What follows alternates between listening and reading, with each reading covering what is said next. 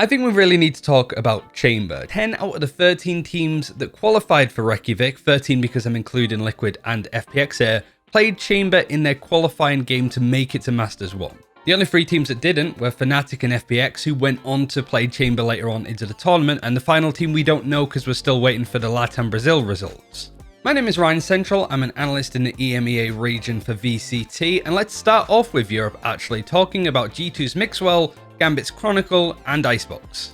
Let's start with some straightforward stuff. Let's go over the Chamber setup from Mech, because I think that this is the one that most people should be using if you're playing towards B. I really like this trademark, and it gave me an opportunity to highlight this amazing play from a couple of weeks ago when Optic played up against NRG on this map. They used the same trademark, but also used a Viper's Poison Cloud as a one-way, which Ye and Mav played off perfectly. Ye, of course, with the utility the Chamber offers, can get a kill, teleport out, not be traded. That's a big theme of this video. But it is the fact that NRG is so keen on getting these trades out, especially Mav that's playing super aggressively. This utility doesn't get cleared at all. The slow goes off, some's taken out in space. And just look how easy it is for Ye to actually get that kill onto EU. It is really that good when you have that utility combining, and it's very difficult for NRG to get anything done. The other utility that you'll notice is the trademark towards Kitchen, and we've seen a couple of adjustments to this. The cool thing about it is we usually see a trademark in the open space where the KO stood, mostly to track anybody that goes through Tube into Kitchen, or anybody that actually goes on the cross when it comes to going from mid to orange. But now we're getting into a position where teams like Fnatic, for example, have lineups with shock darts to clear any utility. When it comes to a turret, a trademark, whatever's up in that corner would be destroyed by a shock dart. So trademarks and stuff have had to be moved a little bit just to avoid some of those plays, which is what Mech is doing on this defense. But if there's like a basic round to give you the general gist on where Chamber's finding impact, I think it's this one. Chronicle actually playing very aggressively on the defense, scaling up to this pipes position, and because of that rendezvous can teleport out in any given moment. Gets that initial kill onto Mixwell, who has the AWP in the 3rd round, which is kind of crazy, and can still play here in an aggressive manner. He can stay here, get the kill, and then trade out. The other aspect about this as well is if you're Chronicle, you don't need to just get kills to have a huge amount of impact here. You're watching this angle, you're the first canary in the coal mine, so to speak, if anything's going to happen. But also G2 have to dedicate utility not to execute onto the site and take it, but to just uproot you from the positions you're playing in. G2 on an eco round having to use an owl drone just to clear where Chronicle is playing from. He teleports out, he's happy, he can re-aggress when he wants to, and G2 have spent a lot of credits on a big ability that's got no real useful information. And really, you want to save that owl drone for the execute itself, not just to clear the first gauntlet that's in your way. But this round actually goes the way of G2. I remember it pretty well. Like, Mixwell has that tour de force active, and Shados with this full buy goes in for a bit of an aggressive info peek. Doesn't expect Mixwell to be there, but it is the fact that when you get those kills with the tour de force, it slows the area around it. And you see Chronicle in a second try to go back to that position that Shados died in, and there's no way that he can take a peek out there. There's no way that he can even realistically trade the kill that Mixwell just got. And that impact is insurmountable at the highest level. The reason why I wanted to highlight this game first is because I fundamentally believe that these are the 2 best Chambers in the world, Chronicle and Mixwell. Mixwell especially, bear in mind that he was a person that used to play a lot of Jet, certainly with the AWP in the early days, and even had a stint where he's playing Killjoy and Viper as a Sentinel. When Kellox was on the squad, they were both playing together. That is one of the reasons why G2 qualified for Reykjavik, I think, is just the way that they've taken this agent and built around it. But like I said, Chronicle is also insane, and I love this play that comes in. The Killjoy lockdown comes on the aggression for G2, and like everything that I've said, Chronicle could still play on these aggressive angles, puts down a rendezvous. And because he has the trademark on this angle, we also have the suppression used by the KO, which stops any more utility being used from this attacking side. It is really easy for Chronicle to go in for those peaks. The Hunter's Fury, it's mostly dedicated to killing that lockdown, but it still gets a tag on and does quite a lot of damage. It is just brilliant to watch a good Chamber work. Really frustrating to play up against because there's nothing that you can realistically do sometimes. But there are obvious counters to Chamber, as I say that, and I think one of the big ones is KO. And I feel that the reason why this map went G2's way is because they played around Shados' KO utility perfectly, and I say that Shados' utility was a little bit telegraphed and a little bit obvious. For example, he uses this lineup a lot. It's one that a lot of people can copy that gets onto the right-hand side of yellow.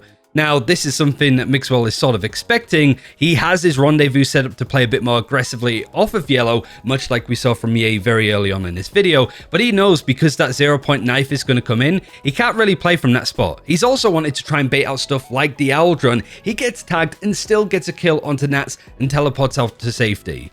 He's getting 2 massive bits of intel utility purely dedicated to him. He's still outplaying him. He's standing his ground and still getting kills, getting out to safety. It's ridiculous. Here's another example in round 16 where the 0-point comes through again. Mixwell waiting to see if there's any more initial impact coming from that area with the operator, and then can rescale back onto that yellow position and do it safely.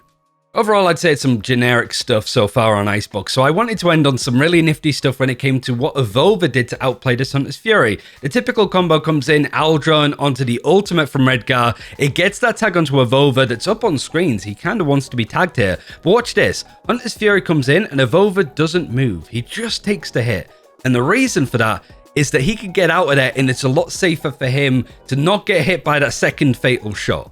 Which is really interesting because you would assume that players, when they're taken by the Eldron, you want to be moving as much as possible. But because of that momentum you have on your move, if Redgar gets the tag onto Avova as he's moving left, it's easier for Redgar to actually follow him and work out where he's going to be. So Avova stands still for that first shot and then moves. It's very difficult for Redgar to see where Avova initially moves to because the one tag that he has is on a stood still player. Redgar doesn't know where he's gone beyond that. The second area I wanted to talk about is Bind. This is a map where Chamber wasn't meta at all. In fact, the meta for the longest time is the composition that Mech are playing. As we're highlighting Chamber, I wanted to talk about this initial short pressure. This is a great round 4, where you typically, as the attackers, have this toxic screen set up with a poison cloud thrown towards lamps to try and get that Viper player to lurk into those positions. But if you have a Chamber here, not only do you have the trademark to watch this angle in case anybody pushes out, but also you can aggress and just stand out in the open and teleport out if you need to. Again, pay attention to just the movement that's coming in out of Mixwell. Change it up from either side of this Viper wall. The trademark is not being killed at all. It was attempted by Nats, but he can't quite catch onto it because it's moved ever so slightly. And now Mixwell, again, can teleport out, can face really aggressively just to scout out for information, whereas teams beforehand would just practically have to give up that lamp spot on the defense. Now with Chamber, you can still fight, you could still aggress, and teleport out to safety if you do get a kill. He doesn't even teleport out after that first kill. He shows himself up in lamps, he moves over to this spot, the trademark actually slows down Defo, and Mixwell, because of this sort of positioning, he's a bit too far away from the trademark that he has to sort of fight out in the open and dies. Not to mention because where you have these 2 rendezvous, if we move on to round 6, you have this Viper's Pit dedicated, Mixwell can hang out there a little bit, even throws in a rendezvous right into the center of it. And because there's no initial pressure, he doesn't teleport away straight away. He doesn't want to go onto cooldown with his ability, so he'll walk around, rotate over to B, stack in that area. But as soon as more pressure comes in towards A, he's teleported there instantly, and G2 have a perfect read on what Mech is about to do. It's just amazing team play, and Mech can't put any pressure in on the map no matter where they are, because Mixwell can either stack one way or just teleport to the other. It's just those fast rotations that make it very scary to play up against Chamber 2. And need I mention the fact that you could just push up aggressively with something like an operator onto short to take those fights, and if it doesn't work, you could just teleport out and rotate if you need. It's just, again, free information that G2 are able to get that nobody's really there to punish us right now. All of this so far, like on the defense, when it comes to Chamber, is fairly straightforward. He's a Sentinel, he should be good on the defense, he's probably going to be pretty poo-poo on the attack, but there's a round in particular that I wanted to highlight for Mixwell, where he has some really nice utility. I actually really like the approach that he has here. So he has a trademark to watch his flank behind him, that's a given, but he actually commonly holds on to the other trademark to put in a more aggressive spot. This is a really good example. Sets himself up with a rendezvous to teleport out if he needs to, but actually puts a trademark right in the open on Sands. This not only stops any defenders trying to push out of Sand to try and clear something like a Raze boom bot as it's rolling along. A lot of teams will commonly want to clear that utility just to make sure that it doesn't allow the attackers away into hookah. But also, if the teleport gets used, it's going to catch anybody that tries to cross in from this TP spot, which Nats is playing from. And I'd say that that's my biggest gripe with watching pro Chamber players play at the moment, is using both of those trademarks to just watch flanks. Mixwell will commonly, again, put one to watch the flank. Sure, it's important, but on this round, round 16, he's actually aggressed up. They've gone on to the execute, and he's put a trademark actually in this entranceway for CT. So again, it's used in a position where he's put one behind him to watch the flank, but then we'll save one when G2 have taken space, they've gone in for the post plant, he'll put a trademark down to make it even harder for Mech to go in for those retakes.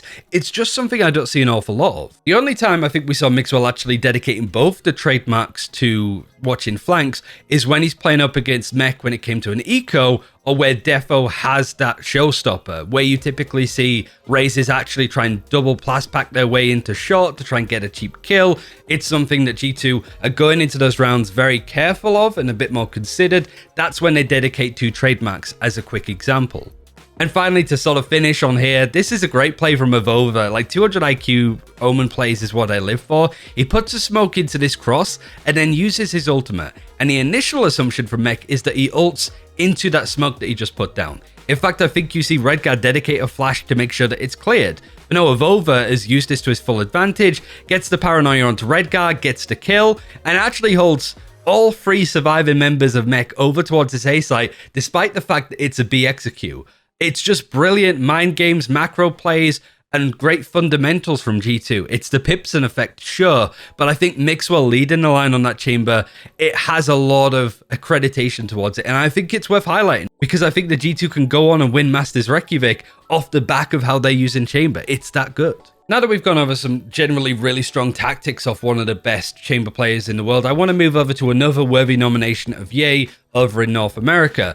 So the tour de force is out from Ye, and first of all, this is a utility that goes completely wrong from Sire Play. The boom bot that is used to sort of clear this aggressive spot of mid, actually the lineup is wrong, it goes back on itself, and Ye is here to punish off this.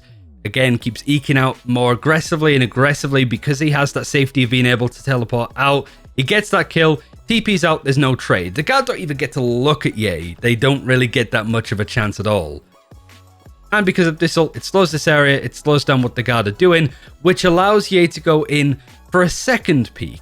Again, playing on this opportunity, playing insanely aggressive as a sentinel, watching a different angle. He doesn't have his rendezvous available, but as soon as he gets it online, he's watching this spot, tries to get the kill, and teleports out just in time.